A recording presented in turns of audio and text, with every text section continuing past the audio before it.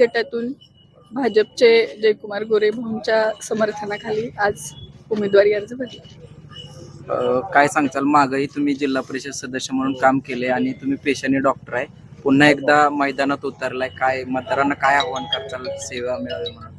मागचा जिल्हा परिषदेचा अनुभव माझा अतिशय चांगला आहे. भाजपमध्ये जेव्हा राज्य सरकार होतं तर मी वेगळ्या पक्षातून असून सुद्धा राज्य सरकारने चांगल्या प्रस्तावाला कधीही मागे ठेवलं नाही. आणखी राज्य पातळीवरचे बरेचसे, जे मी माझ्या पुढच्या काळात सांगेनच, राज्य पातळीवरच्या बऱ्याचशा निर्णयामध्ये मी जिल्हा परिषद सदस्य म्हणून एक माझं मत मांडू शकले आणि ते निर्णय अंमलात आले.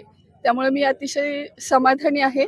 आणि मला माझ्या घरातूनच स्वर्गीय सदाशिवराव पोतात्या आणि बाईंचा वारसा आहे की राजकारणापेक्षा समाजकारण हे जास्त महत्त्वाचं त्यांनी मांडलं आणि तोच वसा पुढे चालवण्यासाठी, जनतेच्या विकासाची कामे होण्यासाठी, शाश्वत विकास होण्यासाठी आज मी भाजपमधून अर्ज भरला. काय सांगताल, आता मार्डी गटात ज्या भाऊंनी पाणी आले, रांजणी असेल किंवा भाटकी वगैरे या परिसरात आता पाणी पोचतंय, काय आव्हानं आणि काय राहिलेले प्रश्न आणि रस्ता पण देखील होतोय?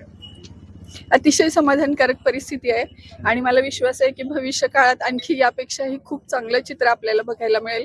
आणि हे चित्र सुधारण्यासाठीच मी माझ्या परीने भाऊंच्या मार्गदर्शनाखाली आणि राज्यस्तरीय नेतृत्वाखाली प्रयत्न करेन. तुमच्या विरोधातला उमेदवार हा तुमच्या घरातलाच असणार आहे असं समजतंय, काय मत आहे तुमचं? ओके. काय आहे, आता राजकारण आणि घरगुती हे वेगवेगळे विषय असतात.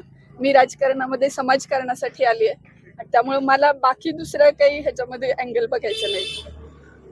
2026 विजन काय असणार आहे?